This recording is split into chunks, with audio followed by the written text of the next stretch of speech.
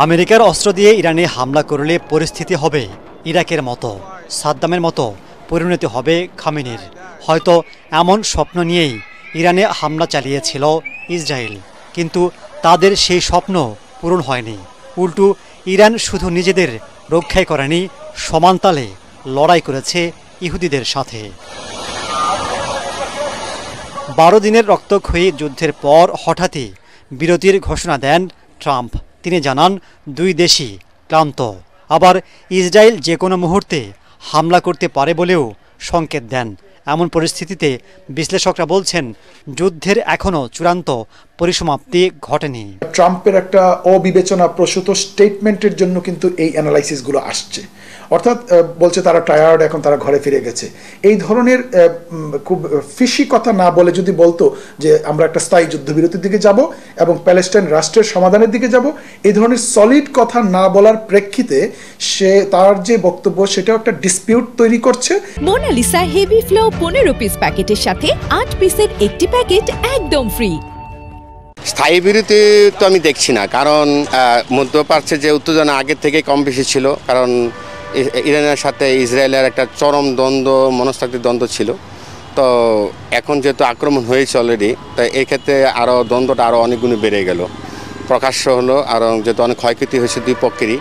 তো এই দ্বন্দ্ব তো আসলে কেউ ছেড়ে দিবে না বলে আমার মনে হচ্ছে। ইরানের পারমাণবিক সক্ষমতা ধ্বংসের লক্ষ্যেই হামলা করে ইসরায়েল। আমেরিকার বোমারু বিমান দিয়ে 3টি পারমাণবিক কেন্দ্র ধ্বংসের দাবি করা হয়। যদিও সিএনএন বলছে বড় ধরনের ক্ষতি হয়নি, তবে অস্বীকার করছেন ট্রাম্প। ধারণা করা হচ্ছে যুক্তরাষ্ট্রের হামলার আগেই প্রায় 400 কেজি ইউরেনিয়াম সরিয়ে ফেলেছে ইরান। এখন বিকল্প উৎস থেকে তারা পরমাণু কর্মসূচি চালিয়ে যেতে পারেন বলে মনে করছেন গবেষকরা। আক্রমণ করে বরঞ্চ তাদেরকে আরও অ্যাগ্রেসিভ করে তুলছে। তারা যাতে এত দ্রুত পরমাণু অস্ত্র তৈরি করার জন্য তাদেরকে ঠেলে দিচ্ছে। শুনুন, 400 কেজি তো অনেক পরিমাণ। এটা যদি ধরে আমি যদি 60% এটা সমৃদ্ধকরণ করা হয়েছে, তো নর্মালি 25 কেজি লাগে ইউরেনিয়াম। 90% যদি সমৃদ্ধকরণ হয়, তো এর মধ্যে 60%। তা এখান থেকে প্রায় 9-10টা না আরও অনেকগুলোই অ্যাটম বোম করতে পারে। এবং তাদের আরও অন্য প্রযুক্তি, প্লুটোনিয়ামও তারা বিভিন্নভাবে তারা এগুলো আহরণ করতে পারে।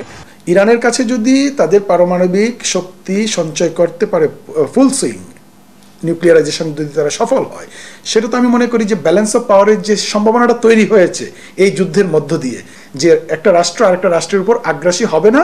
কেননা এই নিউক্লিয়ারাইজেশনের প্রেক্ষিতে একটা বড় মাপের ক্ষতির সম্মুখীন হবে, এই জন্য তারা অ্যাটাক করে না।